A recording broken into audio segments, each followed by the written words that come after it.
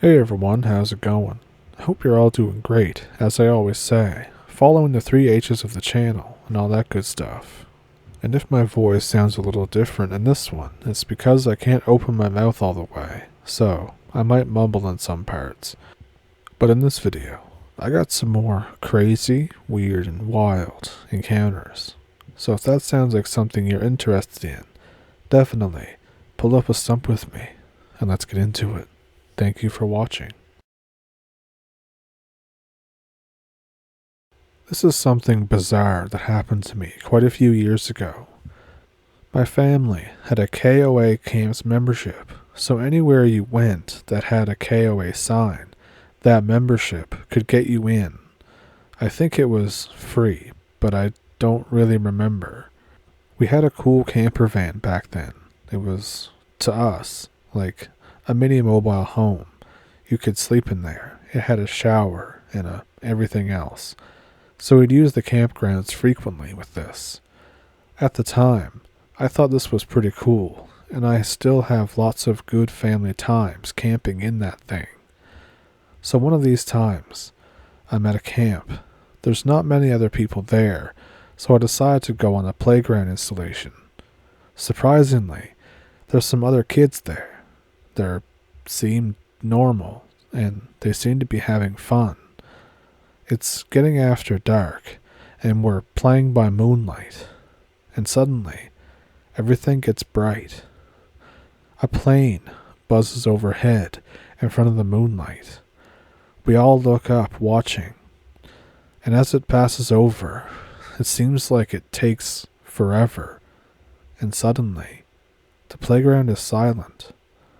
I look around, and everyone's gone. There's no kids suddenly. I go back to their spots where they said they were camping at, and there's nobody there.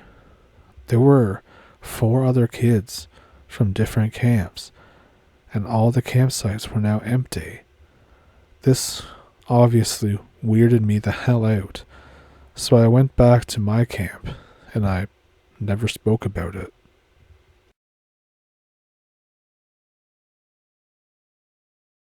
This was something weird that happened at DuPont State Forest in 2011. I was 16 at the time. I had left my group for a little bit because I wanted to go swimming, and they didn't. So they went off and were doing whatever the hell they were doing, and I decided to go for a swim by myself. So I'm about to get in the water, and just as I get in, I see a man walk out of the woods. He's carrying a bloody bundle of cloth. We have a moment where we make prolonged eye contact. I try to say hi and ask who he is, but there's no response, just staring at me. And the more I look at him, the more I realize something's off. As I'm looking at him, I realize that his legs are bending the wrong way. He sees this, and he begins to smile. Something about his face just radiated malice.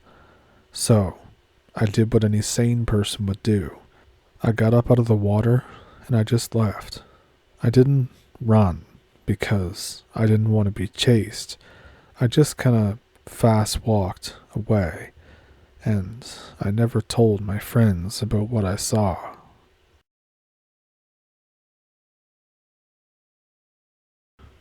I'm half Romanian and half French, so my English is not really that good.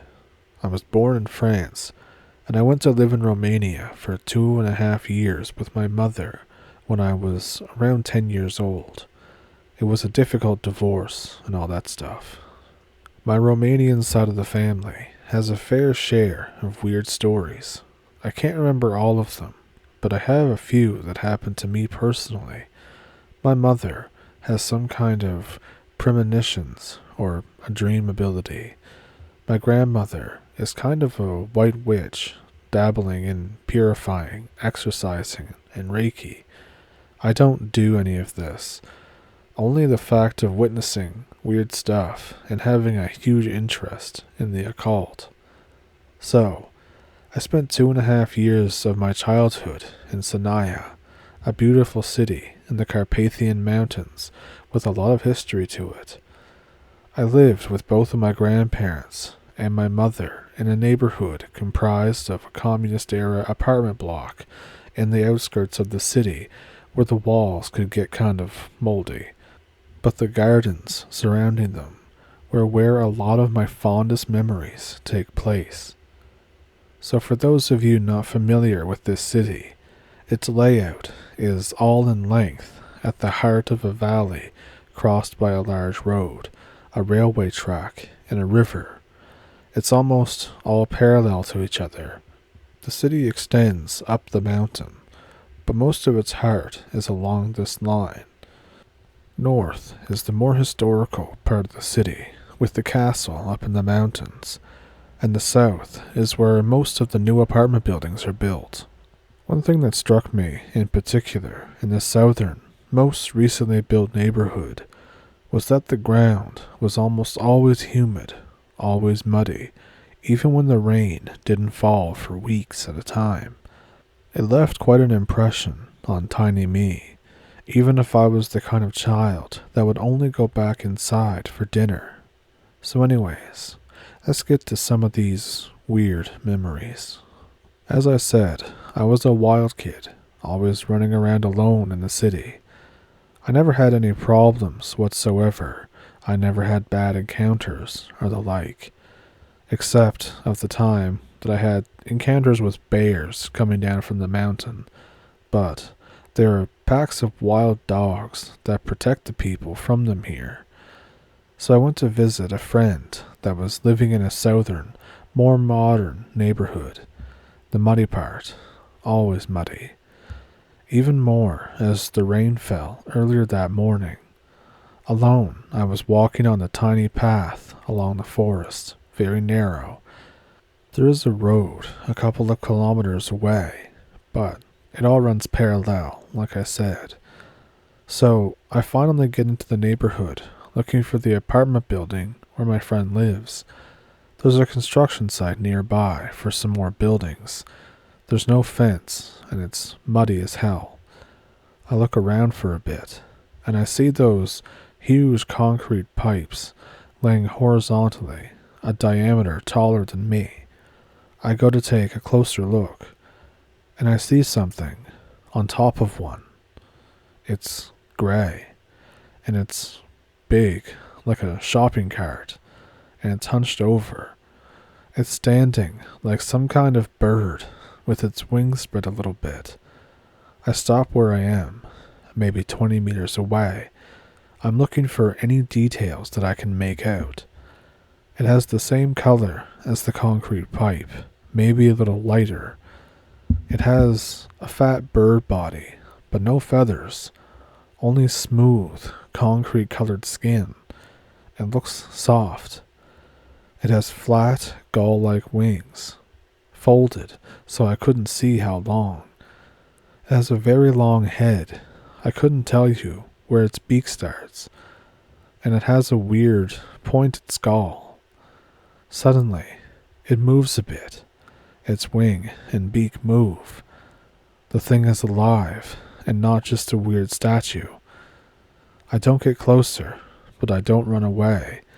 I decide to just leave it alone, as it is, and not screw around with it.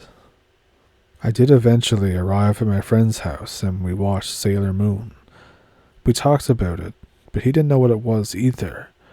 I always thought that it might have been some kind of weird pelican, as there are a number of them in Romania, but they mostly live around the Danube Delta, and Sanaia is nowhere close to that.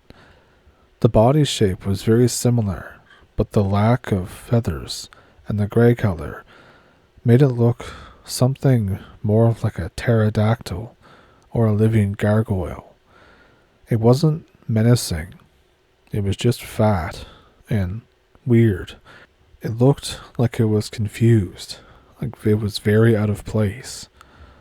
We have some local legends about dragons in the Romanian folklore, but generally any description of them doesn't have them looking like a pterodactyl or a gargoyle. Who knows? I am open to interpretations. Another time, this happened when I was in high school, so fast forward a few years. It was in this small mountain town, like I had mentioned. I have a friend from a nearby, somewhat isolated village. He tells us about an old lady that lives there. She is basically what they think the village witch is, or something. They call her the Black Cursed One. People refuse to come into contact with her. They say all she does is creepy stuff, all sorts of things. They claim that she does all sorts of charms and deals with the devil. She's always lurking in the woods and the local cemetery.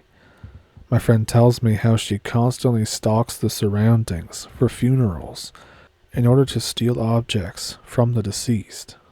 She uses stuff like that to craft all sorts of nasty things, curses, and other terrible rituals.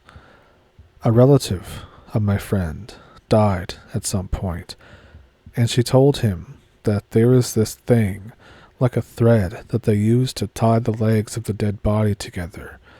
It has some symbolic meaning, but I don't know what it is. The old lady showed up. She wouldn't leave when told to. She tried to steal this thread when nobody was looking. She also attempted to steal random belongings like hair or fabric from the clothes. I know this one isn't particularly really spooky, but it was pretty disturbing to think that some people still try and do that, especially in modern times.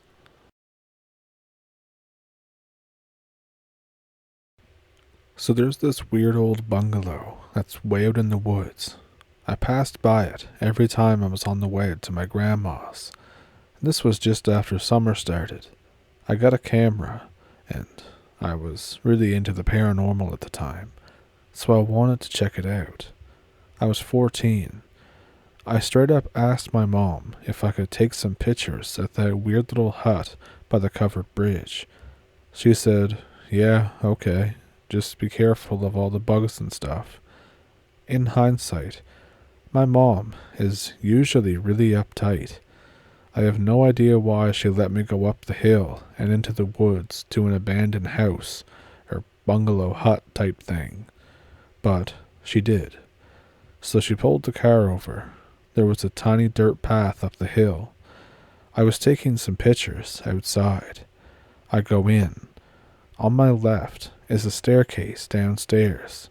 In front of me is just a table in a small room that looks to be a kitchen or something, but that's pretty much all there is.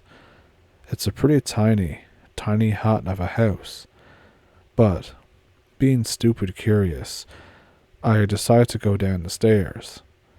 At the bottom of the stairs is a big red metal door. I notice a deep, heavy stench. In order to alleviate some of my anxiety, I say out loud, "Wow, it smells like something died in here." As soon as I say that, there's a scraping sound from behind the door. I think, oh crap. I get closer to the door.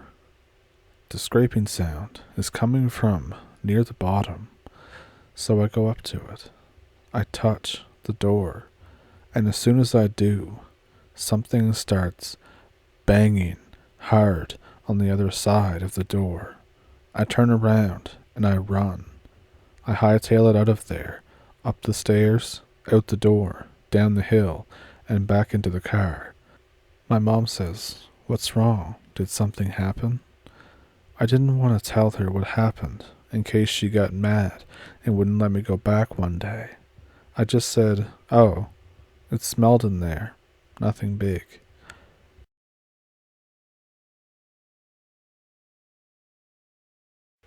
Basically, me and my best friend loved fishing and gathering insects or arachnids, and would go up to the mountains every few weeks to do so. A few trips in, we noticed what seemed like someone following us into the deep woods. Being two 6'5" bodybuilders, we laughed it off and half expected to get some bone-breaking action in. The sounds never got closer than maybe 30 to 40 feet away, so it kept itself a fair distance away. When it didn't get any closer, we started ignoring it.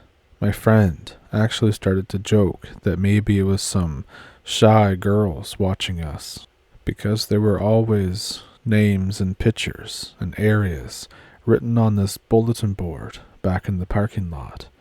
I think I know the reason for this, looking back on it. On the next trip, it happened again. This time, we actively searched for the source, yet it was always 30 to 40 feet away, no matter what we did.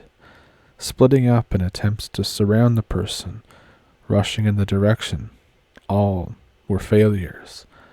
It became a regular occurrence, to the point where we completely stopped caring. Again, no fear, because we were two big guys with a take-on-the-world mindset. One trip, we went to a pier first, where I had a near altercation with some guy who was catching sharks and rays, cutting off their fins and throwing them back. I ended up plunging a large fillet knife into the wood railing and somehow slicing the tip of my finger off and cutting into my palm deeply. It wouldn't stop bleeding unless there was massive pressure. I wrapped the wounds up tight, and we left. Foolishly, we decided to go to the mountains and fish more, since I felt fine, and it was, quote, just a cut. Up in the mountains, the wounds began bleeding through the wrapping, and we had gotten dropped off by a third friend who was set to come back near sundown for us.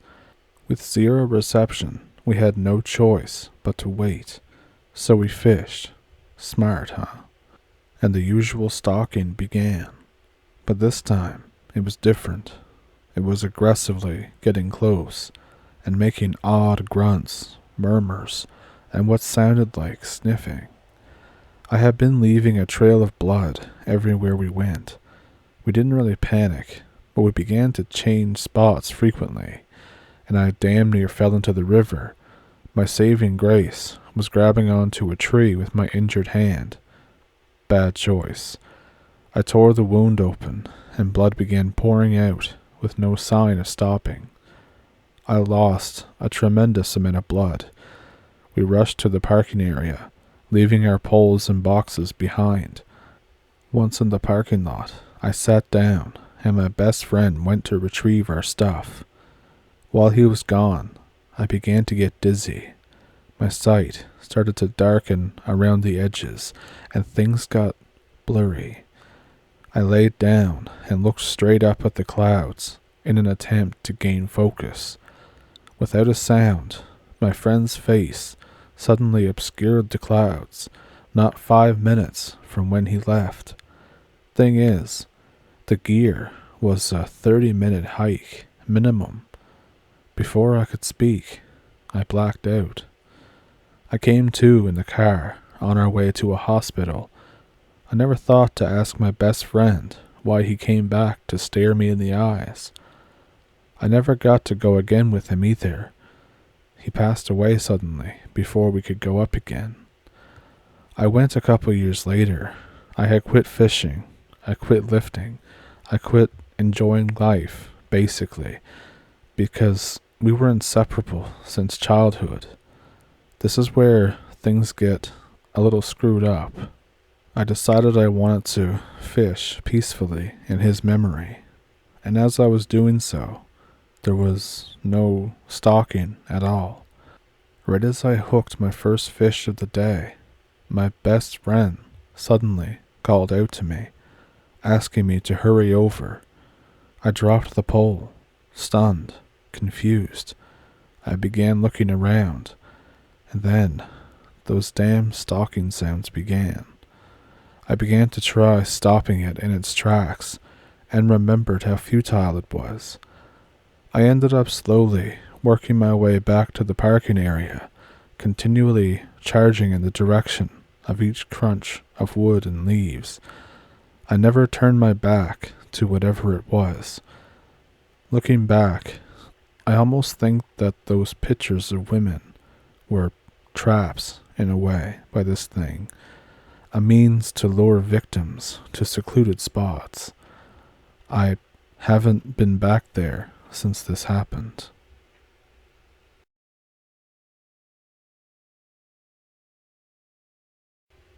So, what you think of those? Let me know which one was your favorite one down in the comments.